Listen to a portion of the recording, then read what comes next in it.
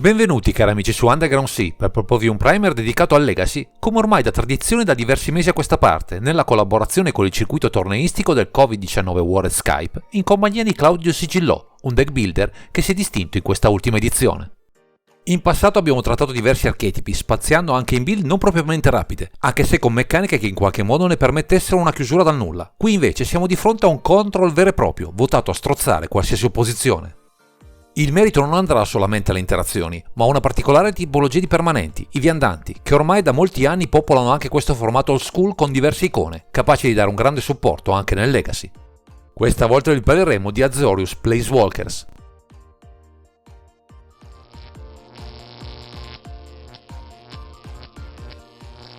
Nelle premesse abbiamo compreso che siamo di fronte a qualcosa di atipico, almeno per questo formato, visto che solitamente trattiamo mazzi rapidi con chiusura al fulmicotone, qui invece la placida tranquillità e la ricerca delle risposte migliori la fa la padrone.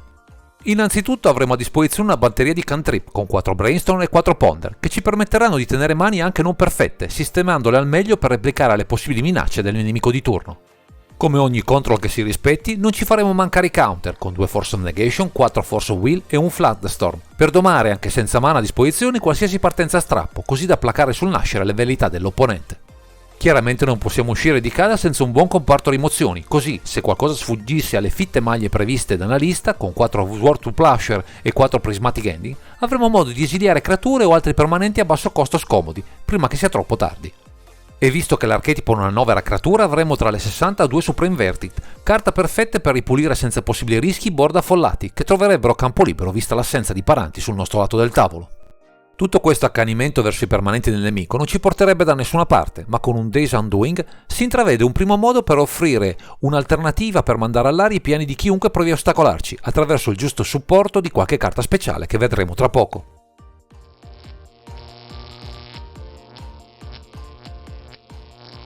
Se finora abbiamo visto la componente molto nutrita dedicata all'interazione, anche tra gli incantesimi sceglieremo qualcosa di adatto a inchiodare le giocate avversarie, a partire da Thread Dress Down, carta che può spegnere più di una meccanica, anche verso creature che non hanno bisogno della combat per funzionare.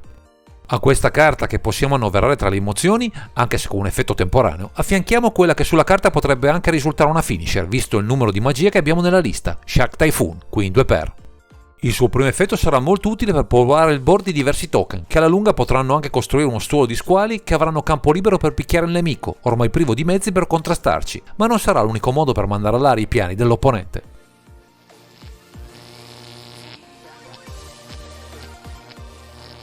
Arriviamo ora al cuore di questa build, ai viandanti che formano l'ossatura di value e risposte di questa lista, a partire da un'icona che non può mancare un archetipo di questo tipo, Jace the Mind Sculptor, qui in 2x.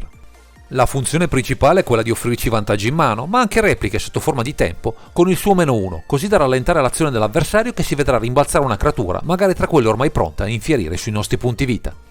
Anche Teferi Time Reveler, qui in 3x, ha nel suo -3 un effetto bounce simile, anche se allargato anche a artefatti o incantesimi, ma la sua abilità statica è la vera spina nel fianco dell'opponente di turno, che sarà costretto sempre a giocare a velocità stregoneria, con un malus enorme per molte sinergie del formato. La vera chicca in questa sezione della lista arriva però con Narset Parter of Veils in 4x, anche qui per via della sua abilità statica perfettamente sinergica con Days Undoing, che ci permetterà di svuotare la mano del nemico, con lei in campo, ma ci darà anche modo di inibire diverse tech a tutto nostro vantaggio.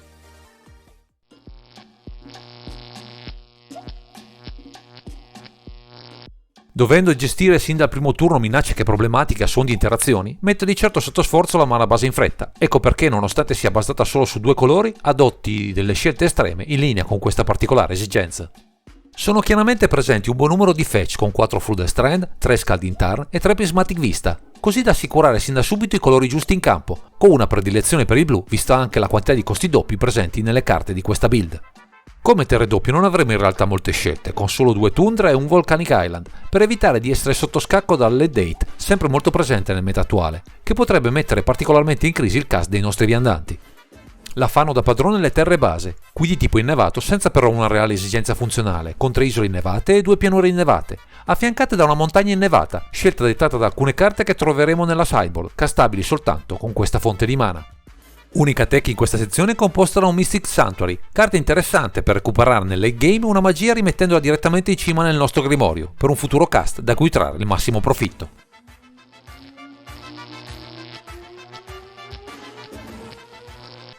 Con un archetipo predisposto espressamente per ostacolare il nemico, con una main ricca di risposte e pali assortiti, non può che replicare nella sideboard analoghi strumenti, specializzati maggiormente per matchup più complessi, dove neppure le risposte in essere sono sufficienti. Viene ripolpato il comparto counter con un Flutterstorm, di rinforzo a quello di main, affiancato da 2 risposte specifiche per il blu, con 2 Pyroblast e 2 Red Metal Blast, perfette anche per i permanenti di questo colore, andando a giustificare la presenza della montagna innevata tra le 60. Contro artefatti a basso costo o in generale meccaniche che puntano a token e simili abbiamo un Meltdown e un Engineer Explosives, carte adatte a intervenire in questi frangenti, soprattutto quando siamo in grado di castare a velocità istantanea queste risposte. Come pali per determinate meccaniche tra combo e rianimazioni assortite avremo un Contaminate Priest e un Lavinia Azorius Renegade, ottime scelte per spegnere sul nascere, sin da subito, avversari specifici, impedendogli con il resto delle nostre risposte di poter uscire da questi blocchi per noi provvidenziali. Se trova spazio un piano agro costruito con le nostre magie, aggiungiamo un Monastery Mentor e un The Wandering Emperor, quest'ultimo capace di entrare in campo a velocità istantanea, così da sfruttare al meglio la nostra propensione per attendere l'azione del nemico.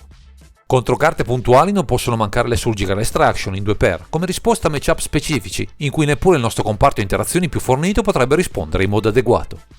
Infine, per punire mazzi dalla mana base complicata, dando anche un senso alle nostre terre base, avremo 2 Back to Basics a chiudere questa sezione, che in simbiosi con il resto dell'archetipo avrà un solo scopo di rendere la vita dell'opponente di turno un vero inferno.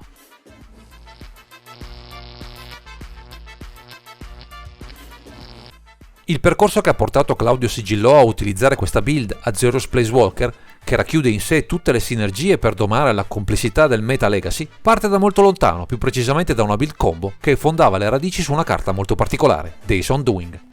Da questa versione, che annoverava creature come Snapcaster Mage e Hullbreacher, man mano si è trasformata lasciando nel raccoglitore le creature per una build più incentrata sui viandanti, puntando su chiusure alternative, oltre ad annoverare di main Supra Inverted, carta dal forte impatto verso diversi archetipi.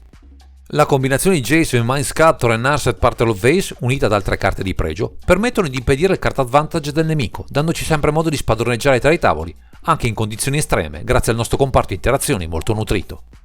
Ciliegina sulla torta l'intuizione di utilizzare Shark Typhoon come ulteriore strumento di pressione per trasformare un mazzo senza creature in un generatore di token ingrossati, pronti ad asfaltare l'opponente ormai esausto.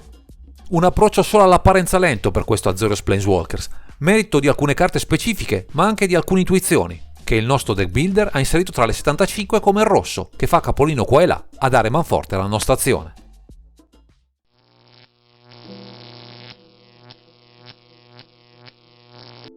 Pilotare un archetipo come Azorius Planeswalker, secondo Claudio Sigillò, non è affatto scontato, anche per la presenza di una varietà piuttosto elevata di mazzi presenti nel formato, che offrono un approccio alle partite sempre diverso e sfaccettato. Fondamentali saranno i primi turni, dove dovremo, con il nostro comparto di interazioni, in particolare i counter a disposizione, replicare le minacce immediate per aprire il campo ai nostri Planeswalker, veri motori di vantaggio di questa lista. I cantrip sono elementi chiave in quanto in misura inferiore rispetto alle altre build del momento, quindi andranno utilizzati con oculatezza per stabilizzare il nostro vantaggio carte in attesa che arrivino i nostri strumenti di card advantage alternativo.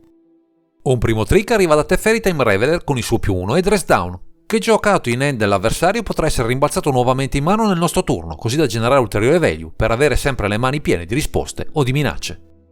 Chiaramente resta sempre valida la combinazione di Narset Portal of Vase e Days Undoing, che in combinazione con Teferi Time Raveler possono permetterci di lasciare il nostro avversario senza carte, sfruttando la possibilità di giocare ad instant la nostra stregoneria.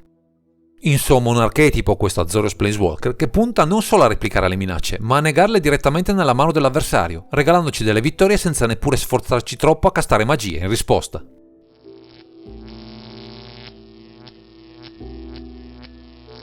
Grazie ai consigli del nostro deck builder proviamo ora a comprendere come questa lista si posiziona nel meta legacy rispetto ai diversi archetipi che al momento bazzicano tra i tavoli da gioco.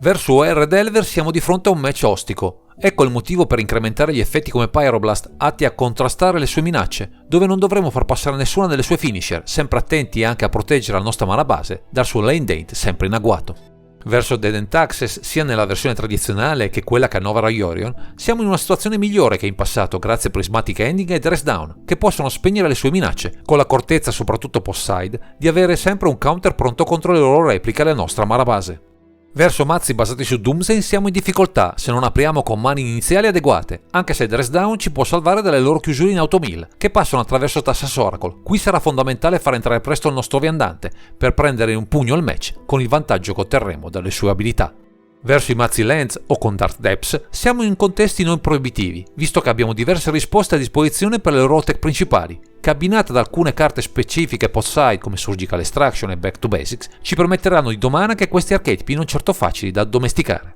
Nel caso ci troviamo ad affrontare un Mirror siamo in equilibrio, visto che sarà il primo a risolvere un Planeswalker colui che farà sua la partita, soprattutto se si tratta di Narset Parter of Vase, vera star per indebolire, anche se rimossa, la mano del nemico. Qui in aiuto può arrivare The Wandering Emperor, per un boost inaspettato a velocità istantaneo. Verso 8cast siamo di fronte a un archetipo molto forte con partenze a strappo. Qui saranno fondamentali le nostre rimozioni, soprattutto di massa, oltre agli strumenti soliti per svuotare le loro mani, quindi un matchup gestibile con l'accortezza di scegliere anche di side elementi che ne cortocircuitino il board in fretta.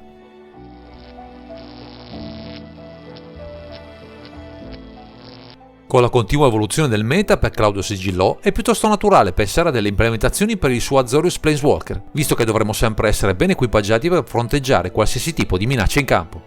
Visto l'aumento considerevole di terre intelligenti, Ruinator potrebbe essere una valida aggiunta per un lane date massiccio, che va a colpire non solo i mazzi di tipo Lens, ma tutte quelle tech del momento che puntano molto a sfruttare questo tipo di permanenti.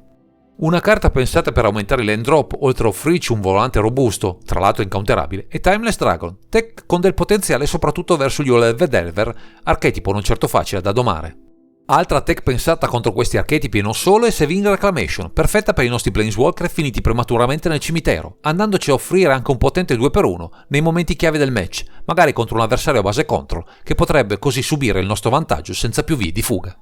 Un'ultima considerazione va a Hydroblast e alla presenza dei Red Elemental Blast pronti a rinforzare con il loro basso costo l'odio verso il blu e il rosso, due colori sempre molto presenti nel formato, con i quali potremo sempre fare i conti con queste due magie piuttosto facili da inserire nella build.